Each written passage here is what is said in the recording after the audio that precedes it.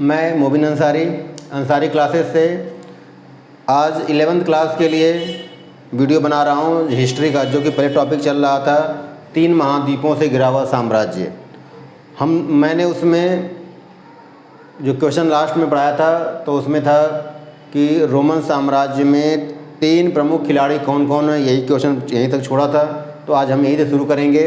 इसके पहले हम लोग पढ़ चुके थे कि रोमन साम्राज्य में दिनारियस क्या है, सॉलिडस क्या है, इसके अलावा रोमन साम्राज्य इतिहास जानने के स्रोत क्या हैं, रोमन समाज की स्थिति क्या थी, हम लोग ये पढ़ चुके थे। तो आज हम लोग क्या पढ़ना है कि रोमन साम्राज्य के प्रमुख खिलाड़ी, रोमन साम्राज्य के प्रमुख 3 खिलाड़ी कौन कौन है। क्वेश्चन ऐसे आ सकता है कि रोमन साम्राज्य के प्रमुख 3 खिलाड़ी कौन कौन हैं, या रोमन साम्राज्य के प्रमुख राजनीतिक संस्थाओं की व्याख्या कीजिए। ठीक, तो चाहे खिलाड़ी की बात करें या उन्हीं को राजनीतिक संस्था कहते हैं। तो हम लिख दे रहे हैं यहाँ पे कि रोमन साम्राज्य के 3 प्रमुख खिलाड़ी, 3 प्रमुख खिलाड़ी। ठीक, रोमन साम्राज्य के 3 प्रमुख खिलाड़ी। क्वेश्चन लिखना है कि रोमन साम्राज्य के 3 प्रमुख खिलाड़ी कौन कौन थे, व्याख्या कीजिए। तो हमें जानना है कि रोमन साम्राज्य के 3 प्रमुख खिलाड़ी थे। ठीक, सबसे नंबर 1 सम्राट। ठीक है, नंबर 1 क्या है, सम्राट। नंबर 2 पे क्या है, सेनेट। ठीक, और नंबर 3 पे क्या है, सेना। ठीक है, तो रोमन साम्राज्य के 3 खिलाड़ी हैं। कौन कौन, सम्राट, सेनेट और सेना। हम एक एक के बारे में तुम्हें जानना है। तो बताना है कि रोमन साम्राज्य का सबसे प्रमुख खिलाड़ी, रोमन साम्राज्य का सबसे प्रमुख खिलाड़ी, सबसे प्रमुख खिलाड़ी कौन था। तो सबसे प्रमुख खिलाड़ी, ठीक है, सबसे प्रमुख खिलाड़ी कौन था, सम्राट था। तो पहला पॉइंट लिखना है कि रोमन साम्राज्य में सबसे प्रमुख खिलाड़ी सम्राट था, जो स्वतंत्र होकर शासन तो चलाता था लेकिन पूर्ण रूप से निरंकुश नहीं था। तो ये बताना है कि रोमन साम्राज्य का सबसे प्रमुख खिलाड़ी सम्राट होता था, जो स्वतंत्र होकर शासन तो चलाता था लेकिन पूर्ण रूप से निरंकुश नहीं था। निरंकुश मतलब कि जिस पर किसी का कोई अंकुश या नियंत्रण न हो, लेकिन इस पर नियंत्रण था किसका, सेनेट का। तो हमें लिखना है कि रोमन साम्राज्य का सबसे प्रमुख खिलाड़ी सम्राट होता था, जो स्वतंत्र होकर शासन तो चलाता लेकिन पूर्ण रूप से निरंकुश नहीं था। तो यहाँ मैं लिख दे रहा हूँ कि निरंकुश नहीं था। ठीक, निरंकुश नहीं था। ठीक है, इसका मतलब यहाँ पर जोड़ना है कि रोमन समाज का या रोमन साम्राज्य का जो सम्राट था वो पूर्ण रूप से निरंकुश नहीं था, अर्थात इस पर सेनेट का नियंत्रण था। फिर बताना है कि रोमन साम्राज्य में जो सम्राट की शक्ति थी वो किस पर निर्भर थी, तो सेना पर निर्भर थी। ये बताना है कि रोमन साम्राज्य में सम्राट की शक्ति सेना पर क्या थी, निर्भर थी, सेना पर निर्भर थी। अब इसे हमें व्याख्या करना है, निर्भर थी मतलब बताना है कि रोमन साम्राज्य में जब तक सम्राट का सेना पर नियंत्रण होता था तब तक वो राजा शक्तिशाली था। इसे बताना है कि रोमन समाज में जब तक सम्राट का सेना पर नियंत्रण था तब तक वो शक्तिशाली होता था। जैसे उसका नियंत्रण कमज़ोर होता तो उस राज्य में मतलब रोमन साम्राज्य में गृह युद्ध प्रारंभ हो जाता। और इसी तरह से रोमन साम्राज्य में एक के बाद एक कई सम्राट बने। तो हमें ये बताना है कि रोमन समाज का सबसे प्रमुख खिलाड़ी सम्राट होता था। सम्राट शासन तो करता था लेकिन पूर्ण रूप से निरंकुश नहीं था, उस पर सेनेट का नियंत्रण था। फिर बताना है कि सम्राट की शक्ति सेना पर निर्भर थी, सम्राट की शक्ति सेना पर निर्भर थी। जब तक सम्राट का सेना पर पूर्ण नियंत्रण मतलब पूरी तरह से नियंत्रण था तब तक इसकी शक्ति बनी रहती थी। जैसे नियंत्रण कमज़ोर होता तो रोमन साम्राज्य में गृह युद्ध प्रारंभ हो जाता, और इस तरह से रोमन साम्राज्य में एक के बाद एक कई सम्राट बने। अब नेक्स्ट हमें जानना है सेनेट। तो बताना है कि रोमन साम्राज्य में दूसरा प्रमुख संस्था या खिलाड़ी सेनेट था। तो बताना है कि सेनेट क्या है, एक संस्था या निकाय, सेनेट क्या एक संस्था या एक निकाय है? बताना है कि सेनेट क्या है। तो सेनेट एक संस्था या निकाय थी। संस्था या सेनेट क्या था? संस्था या निकाय थी जिसमें रोम के अमीर या अभिजात वर्ग के लोग शामिल थे। इसे बताना है कि सेनेट एक ऐसी संस्था थी जिसमें रोम के अमीर या धनी लोगों को शामिल किया जाता था। तो प्रश्न आ जाए कभी कि सेनेट में कौन लोग थे? तो रोमन साम्राज्य के अमीर लोग शामिल थे। तीसरा पॉइंट बताना है कि सेनेट में बाद में इटली के जमींदारों को भी शामिल किया गया। ठीक, नेक्स्ट पॉइंट बताना है कि सेनेट में बाद में इटली के जमींदारों को भी शामिल किया गया। दोबारा सुनना है कि सेनेट एक ऐसी संस्था या निकाय थी जिसमें रोम के अमीर लोगों को शामिल किया गया था, या जिसमें रोम के अमीर या अभिजात वर्ग के लोग शामिल थे। बाद में इसमें इटली के जमींदारों को भी शामिल किया गया। नेक्स्ट पॉइंट बताना है कि रोमन साम्राज्य के प्रशासन में इनकी महत्वपूर्ण भूमिका होती थी।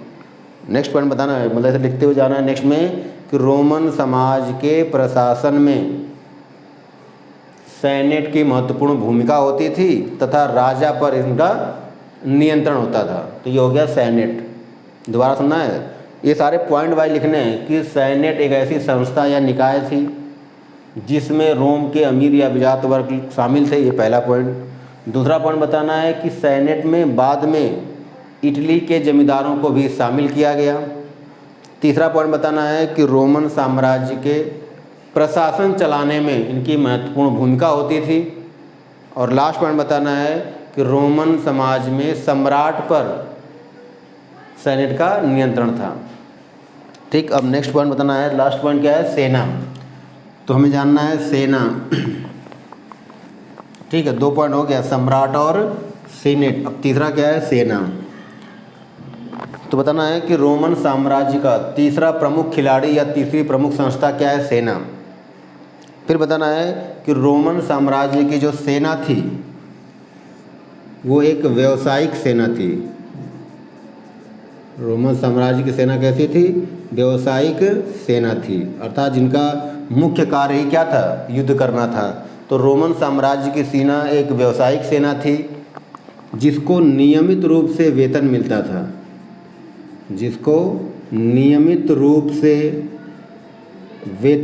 मिलता था। ठीक, दोबारा सुनना है, जिसको बताना है कि रोमन साम्राज्य का तीसरी प्रमुख संस्था या तीसरा प्रमुख खिलाड़ी सेना था जो व्यावसायिक सेना थी। फिर बताना है कि सेना को नियमित रूप से वेतन मिलता था। और नेक्स्ट में बताना है कि रोमन साम्राज्य में सभी लोगों को न्यूनतम, ठीक, न्यूनतम का मतलब है कम से कम। बताना है कि रोमन साम्राज्य में प्रत्येक व्यक्ति को न्यूनतम या कम से कम 25 वर्ष सेना में सेवा देनी होती थी, या सेवा, ठीक, देना अनिवार्य था। ठीक है, अनिवार्य का मतलब है कि सभी लोगों को कम से कम 25 साल तक सेना में कार्य करना जरूरी था। ठीक, और यहीं पर बताना है कि रोमन साम्राज्य में एक विशाल सेना थी। रोमन साम्राज्य में एक विशाल सेना थी। ऐसा माना जाता है कि लगभग 6 लाख सैनिक थे। रोमन साम्राज्य में लगभग 6 लाख सैनिक थे और सैनिकों पर ही सम्राट के भाग्य का निर्धारण था, या सैनिकों के कारण ही सम्राट की शक्ति निर्भर थी। तो इस तरह से रोमन साम्राज्य के प्रमुख खिलाड़ी 3 थे और हमने तीनों की व्याख्या कर ली। अब हमें नेक्स्ट क्वेश्चन पढ़ना है। क्वेश्चन है कि रोमन साम्राज्य को आरंभिक कितने चरणों में बांटा गया। ठीक, क्वेश्चन क्या है कि रोमन साम्राज्य को आरंभिक आरंभिक कितने चरणों में बांटा गया? रोमन साम्राज्य को आरंभिक कितने चरणों में बांटा गया? ठीक है, तो क्वेश्चन क्या है कि रोमन साम्राज्य को आरंभिक काल में कितने चरणों में बांटा गया, या रोमन साम्राज्य के कुल कितने चरण थे। क्वेश्चन जैसे आ सकता है कि रोमन साम्राज्य के कितने चरण थे, या आरंभिक काल में रोमन को कितने चरणों में बांटा गया। तो आंसर बताना है कि आरंभिक काल में रोमन साम्राज्य को 2 चरणों में बांटे गए। क्या बताना है कि आरंभिक काल में रोमन साम्राज्य को 2 चरणों में बांटा गया। एक का नाम था पूर्ववर्ती चरण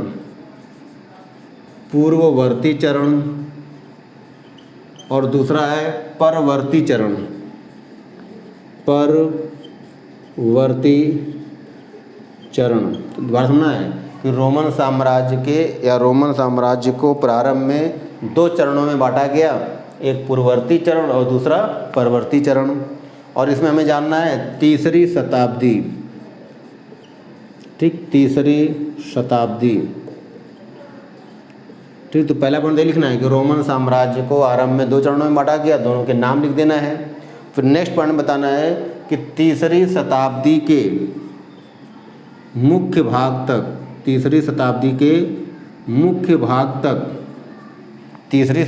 के मुख्य भाग तक के काल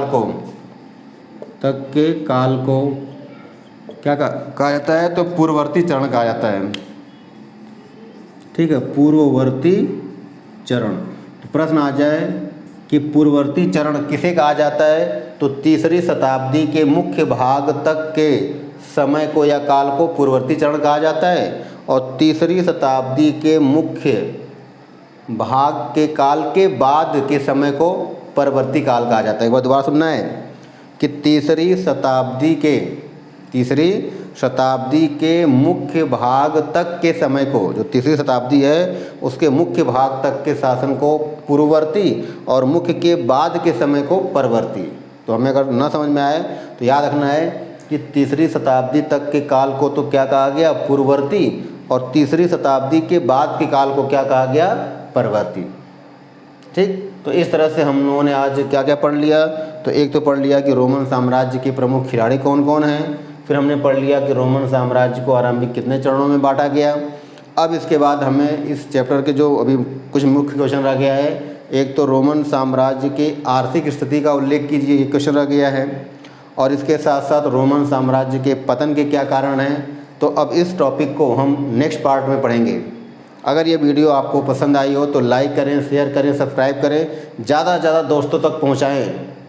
ठीक है, और आप लोग जो भी वीडियो देख रहे हो तो लाइक ज़रूर किया करो, ताकि मेरा भी मनोबल उत्साह और बढ़ेगा, और मेहनत करके मैं और नए नए वीडियो अलग अलग चैप्टरों की बनाऊंगा, अलग अलग विषयों की बनाऊंगा। ठीक है, ताकि आप लोगों को फ़ायदा हो। और ये मेरा दावा है कि जो भी इन क्वेश्चनों को अच्छे से पढ़ेगा वो अच्छे मार्क्स से ज़रूर पास होगा। ठीक है, थैंक यू।